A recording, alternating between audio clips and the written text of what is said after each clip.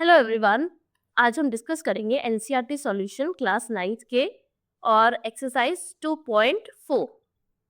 So let's start.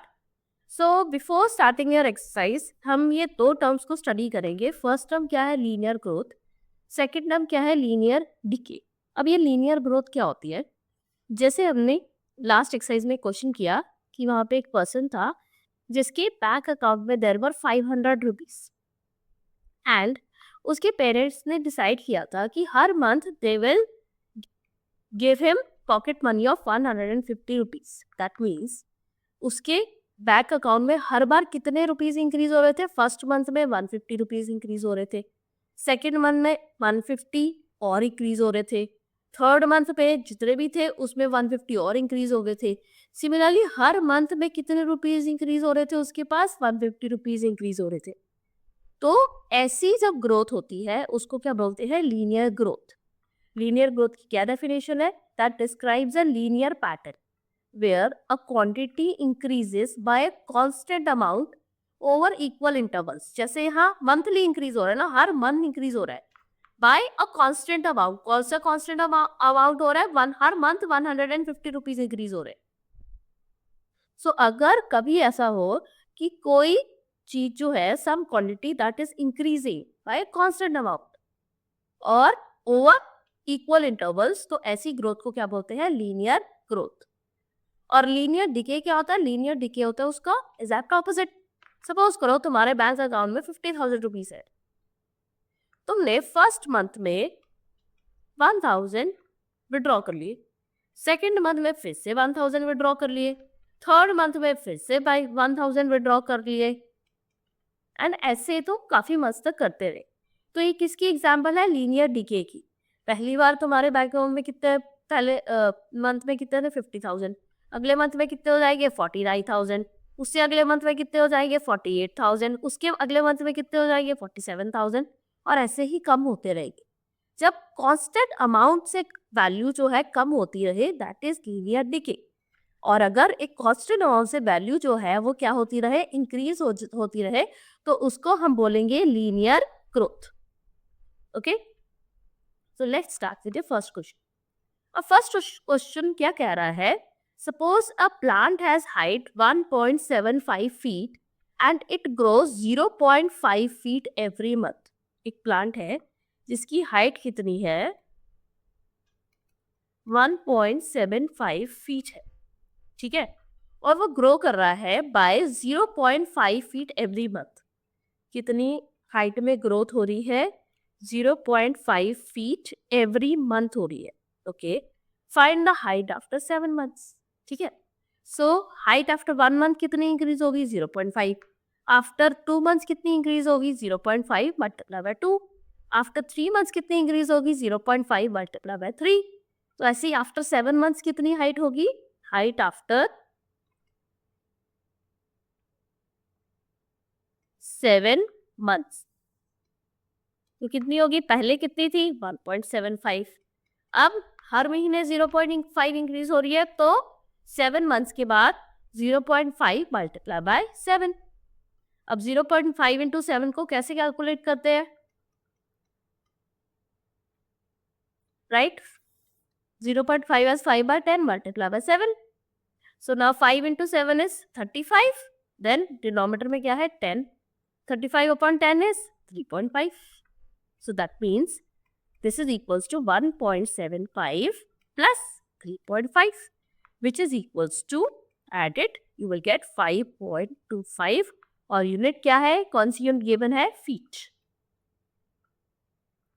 तो हमने क्या निकाला कि अगर इनिशियल हाइट 1.75 है और हर मंथ 0.5 फीट इंक्रीज हो रही है, तो आफ्टर 7 मंथ्स हाइट कितनी है? 5.25 फीट है। अब ये क्या हो रही है? कौन सी, किसकी एग्जांपल है ये? लीनियर ग्रोथ की एग्जांपल है। किसकी एग्जांपल है ये? लीनियर ग्रोथ की, क्योंकि हर बार हाइट क्या हो रही है? 0.5 फीट इंक्रीज हो रही है। Okay, now let's continue to second part. अब ये सेकेंड पार्ट क्या कह रहा है? Make a table of values for T varying from 0 to 10 months and show the height increases every month. तो हमें एक टेबल बनाना है और उस टेबल में हमें बताना है कि हर मंथ पे हाइट कितनी इंक्रीज होगी. Okay, so will write month over here. Let us say month is T and we'll write height over here. Let us say which is H. Okay, so let us say सबसे पहले initial मतलब 0 months पे कितनी height है 1.75. फिर 1 month पे कितनी height है 1.75 plus 0.5 into 1, right, which is equals to, when you add it you get 2.25 feet. इसको ऐड करके दिखाती हूँ मैं. 1.75 एंड 0.5 को मैंने ऐड करना है तो ये 5 आ गया, right. Now 7 plus 5 is 12. 2 and 1 carry over here और ये डेसिमल यहाँ कॉपी हो जाएगा. 1 प्लस 1 इज 2, सो कितना आ गया 2.25. नाउ सेकेंड मंथ में कितना हुआ 1.75 प्लस 0.5 मल्टीप्लाई बाय 2. अब 0.5 मल्टीप्लाई बाय 2 कैसे करते हैं 5/10 हो गया 0.5 मल्टीप्लाई बाय 2, राइट. अब कैंसिल करेंगे 5 1 जा 5, 5 2 जा 10. अब इसको कैंसिल किया कितना आंसर आ गया 1. सो ये कितना हो गया 1.75 plus 1. This is 1.75 plus 1. Now 1.75 plus 1 is 2.75. देखो तुम्हें पता लग रहा होगा कि ये क्या हो रही है लीनियर ग्रोथ हो रही है. नाउ बाय थर्ड मंथ कितना आएगा 1.75 प्लस 0.5 मल्टीप्लाई बाय 3. तो ये कितना आ गया 1.75 plus 1.5 which is equals to 3.25. Now fourth month में 1.75 plus 0.5 multiply by 4 which is equals to 1.75 plus, अब 0.5 इंटू 4 जब तुम कैलकुलेट करोगे आंसर कितना आएगा 2. So that is equals to 3.75. Now fifth month में same way calculate करना है 1.75 plus 0.5 multiply by 5. So that is equals to 1.75 plus 2.5 which is equals to 4.25. ऐसे तुम कैलकुलेट करोगे 6 मंथ में कितनी हाइट आएगी 4.75. देखो तुम्हारा पैटर्न दिख गया होगा. 7th मंथ में कितनी हाइट आएगी 5.25. 8 मंथ में कितनी आएगी then you have 5.75. Then 9th month में कितनी आएगी 6.25 एंड देन 10th मंथ में if you will calculate it will come out to be 6.75. देखो सीधा ऑब्जर्व द पैटर्न. पहले 2.25 फिर 2.75 फिर 3.25 फिर 3.75 फिर 4.25 फिर 4.75 फिर 5.25 फिर 5.75 फिर 6.25 फिर 6.75. दैट मीन्स ये क्या हो रहा है तुम्हारे पास लीनियर ग्रोथ हो रही है. ओके, तो हमें टेबल बनाने के लिए बोला था, हमने टेबल बना लिया. उसके बाद वो क्या बोल रहे हैं find N expression that relates H and T. अब इसको देख के टेबल को अगर हमें कोई एक्सप्रेशन बनाने के लिए बोले जो H एंड T को रिलेट कर रहा है, let us see what is happening.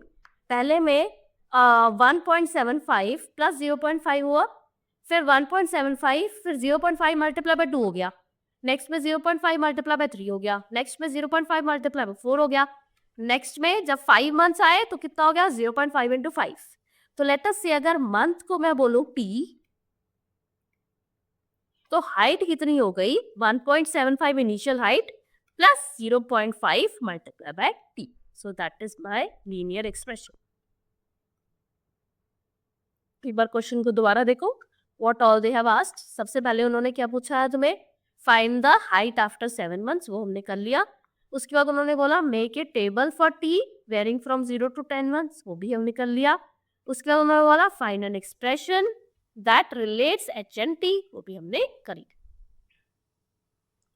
Let's move forward to next question. अब नेक्स्ट क्वेश्चन में भी लेट अस सी क्या हो रहा है, लीनियर ग्रोथ हो रही है, लीनियर डिके हो रहा है. सो क्वेश्चन क्या कह रहा है a mobile phone is bought for ₹10,000. किसी ने 10,000 का मोबाइल फोन परचेज किया, ठीक है, and it's value decreases ₹800 every year. अब इस मोबाइल फोन की जो वैल्यू है वो ₹800 एवरी ईयर डिक्रीज कर रही है. Find the value after 3 years. तो इनिशियल वैल्यू इज कितनी है इनिशियल वैल्यू? 10,000.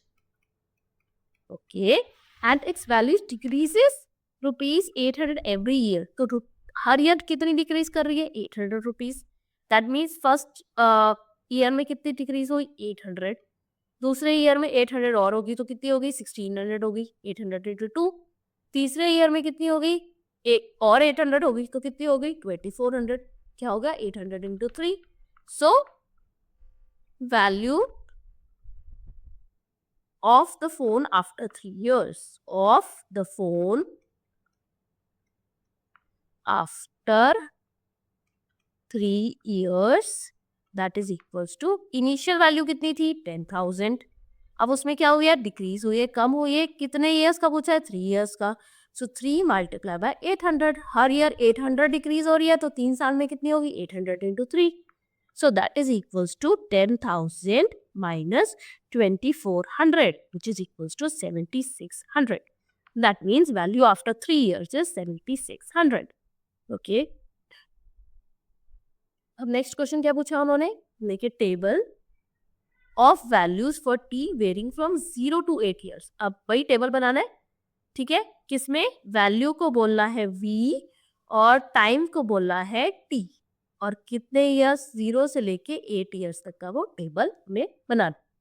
ओके, सो हम बोलेंगे ईयर्स को हमने बोला है t और जो वैल्यू आएगी उसको हमने बोला है b. ओके, सो पहले 0 ईयर्स मतलब इनिशियली वैल्यू कितनी गिवन है हमें? 10,000. So we will write 10,000. अब आफ्टर 1 ईयर वैल्यू कितनी कम हो गई? 800. सो जब हम 10,000 में से 800 माइनस करेंगे तो हमारे पास कितना आंसर आएगा? 0 0 और यहाँ आ गया 10 एंड यहाँ हो गया 9. सो 10 माइनस 8 इज 2. This is 9200. सो कितना आ गया? 9200. देन आफ्टर 2 ईयर्स फिर से हम क्या करेंगे? 9200 में से we'll be subtracting again 800. So this will be 0 0. यहाँ कितना आ गया? 12 और यहाँ हो गया 8. So this is 4 and this is 8. So 8,400. Right? Again, after 3 years, again we'll subtract. So we'll get 7,600. Then 4 years, again we'll subtract. So we will get 6,800. Again, after 5 years, we'll subtract. तो कितना आ गया? 6,000. Again after 6 years फिर से 800 subtract करेंगे, कितना आएगा? 5,200. Then 7 years में फिर से सब्ट्रैक्ट करेंगे तो कितना आएगा? 4,400. Then after 8 years 4,400 minus 800 is 3,600. Okay, so we have form the table. वो नेक्स्ट क्या बोल रहा है? Find the expression that relates v and t and explain why it represents linear decay. क्या है? एक एक्सप्रेशन करना है बिटवीन v एंड t. ठीक है, अब वैल्यू किसकी सपोज करो? Type number of years is, let number of years is n. हमें क्या करना है? v एंड t के अंदर हमें एक एक्सप्रेशन क्रिएट करना है ना. तो वैल्यू आफ्टर n ईयर्स वो कितनी होगी? पहले कितनी थी? इनिशियल वैल्यू कितनी थी? 10,000 माइनस अब हर ईयर कितनी डिक्रीज हो रही है? 800. सो 800 multiply by n. So this is the value of the expression. Okay, and explain why it represents linear decay. It represents linear decay because right it here. It represents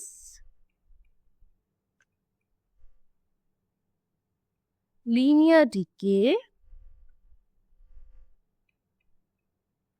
because value decreases by 800 every year. Okay, now let's move to next. अब next question क्या कह रहा है? The initial population of a village is 750. So एक village है, उसकी population कितनी है? 750. Every year 50 people move from a nearby city to the village. Okay, हर ईयर 50 पीपल सिटी से विलेज में आ रहे हैं. Okay, now find the population of the village after 6 years. So पहले कितनी थी? Initial population is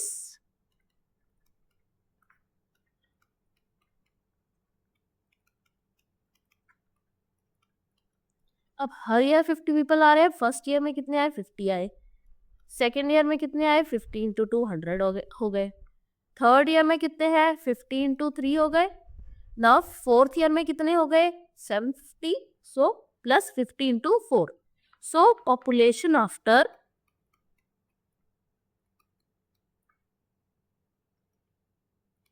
6 years. So पहले पॉपुलेशन कितनी थी? 750. अब हर ईयर 50 आ रहे हैं तो 6 years में कितने आएंगे? 50 multiply by 6. So that is equals to 750 plus 300 which is equals to 1050. That means 6 years के बाद इतनी population. Now next is make a table for values of t varying from 0 to 10 years and show the population increase every year. Okay, तो एक table बनाना है जैसे सारे question में बनाया है. तो यहाँ पे लिखेंगे हम years में क्या लिखेंगे? t and then यहाँ पे क्या लिखेंगे हम? population. तो पहले इनिशियल 0, उसको पॉपुलेशन को बोलेंगे p. तो जब इनिशियल ईयर था 0 ईयर, दैट मीन्स तो कितनी पॉपुलेशन थी हमारे पास? Let us check. 750 थी. हर ईयर कितनी इंक्रीज हो रही है? 50 इंक्रीज हो रही है. तो यहाँ पे कितनी थी? 750. अब जब ईयर आफ्टर 1 ईयर, राइट, तो कितनी होगी? 750 प्लस हर ईयर कितनी इंक्रीज हो रही है? 50. So that is equals to 800. अब आफ्टर 2 ईयर्स 750 प्लस अब 50 इंटू 2 हो गया, राइट. एक साल में 50 इंक्रीज हुआ तो 2 साल में 100 इंक्रीज हो गई. So that is equals to 750 plus 100, that is equals to 850. अब थर्ड ईयर में ऐसे ही 750 इनिशियल थी और 3 साल में कितने इंक्रीज हुए? 50 into 3.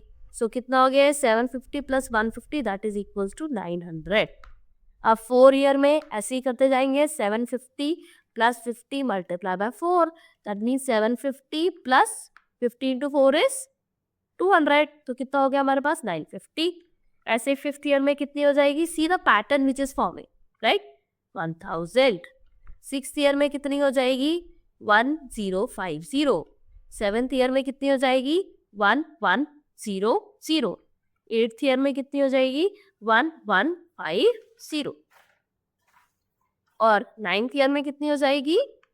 1200 and so on, right. तो ऐसे हमने क्या बना लिया? टेबल बना लिया. अब नेक्स्ट क्वेश्चन, जैसे वो हर पार्ट में पूछ रहे हैं, सेम क्वेश्चन दिया है. वास्ट क्या क्वेश्चन पूछा है? Find N expression that relates P and T. So population और टाइम में क्या करना है? हमें एक एक्सप्रेशन क्रिएट करना है. That is created. सो क्या है?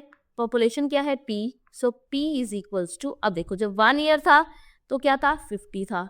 जब 2 ईयर हो गया तो 50 इंटू 2 हो गया. जब 3 ईयर हो गया तो 50 इंटू 3 हो गया. अब टाइम क्या है? ईयर्स कितने हैं? टी. तो पॉपुलेशन कितनी हो गई? अगर हम ले ले 750 plus 50 multiply bye T. Okay.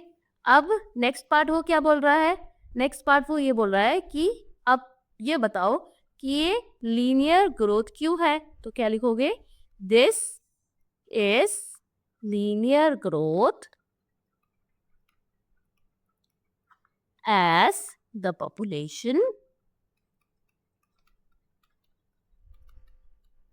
increases by 50 every year. तीनों क्वेश्चंस ऑलमोस्ट सेम है. नेक्स्ट क्वेश्चन क्या कह रहा है? A telecom company charges ₹600 for a certain recharge scheme. एक रिचार्ज स्कीम है, उसमें कितने चार्ज कर रही है? 600. The prepaid balance is reduced by ₹15 each day. Okay. So क्या कर रही है वो?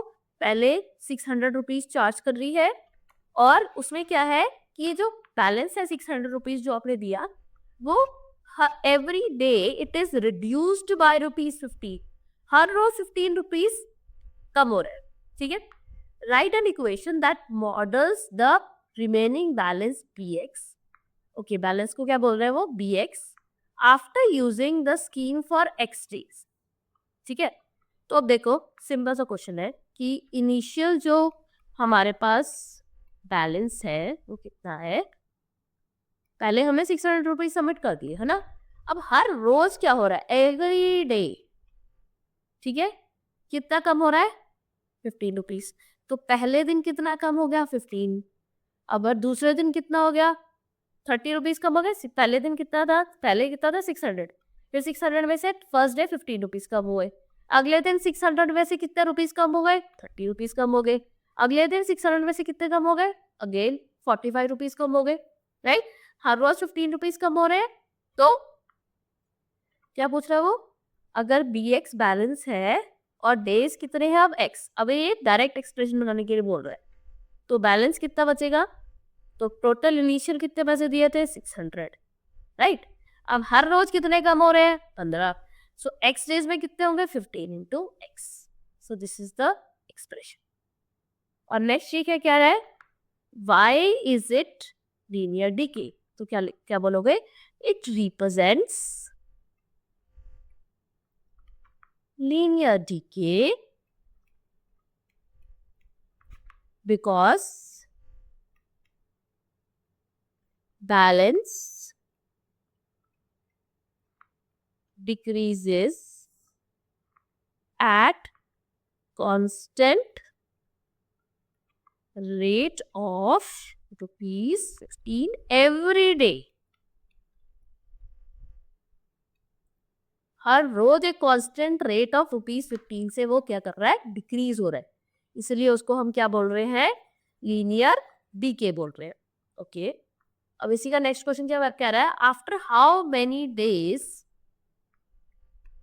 Will the balance run out. Okay, वो नेक्स्ट क्वेश्चन क्या कह रहा है, कितने दिन के बाद बैलेंस खत्म हो जाएगा. कितने रुपीज दिए थे पहले, 600. हर रोज कितने कम हो रहे थे, 15. अब वो पूछ रहा है after how many days will the balance run out. कितने दिनों के बाद बैलेंस रन आउट हो जाएगा, मतलब कितने दिनों का बैलेंस क्या हो जाएगा, 0. अब बैलेंस है क्या, बैलेंस की क्या इक्वेशन है, ये रही 600 माइनस 15 इंटू एक्स. कितने दिन के बाद 0 हो जाएगा, लेट अस चेक. 0 होने का मतलब कि ये जो 600 माइनस 15x है जो बैलेंस है, ये क्या हो जाएगा, 0. दैट मीन्स 600 माइनस 15x क्या हो गया, 0. और 15x को उधर लेके जाओ, इस इक्वेशन को सॉल्व करके x ढूंढेंगे. तो 600 कितना हो गया, 15x. दैट मीन्स 600 अपॉन 15 कितना हो गया, x.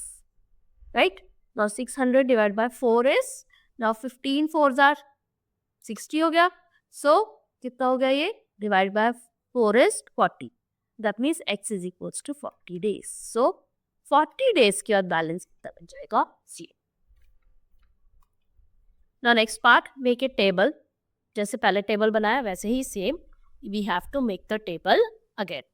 Okay, so let's make it. So एक तरफ हम क्या लिखेंगे, x. अब x क्या गिवन है हमारे पास, x is the days.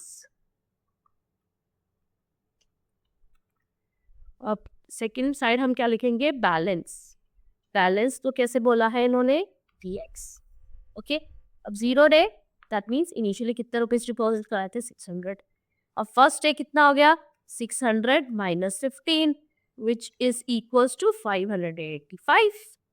अब सेकेंड डे क्या हो गया, 600 माइनस 2 मल्टीप्लाई बाय 15, और 15 कम करने हैं, तो ये कितना हो गया, 600 minus 30 which is equals to 507.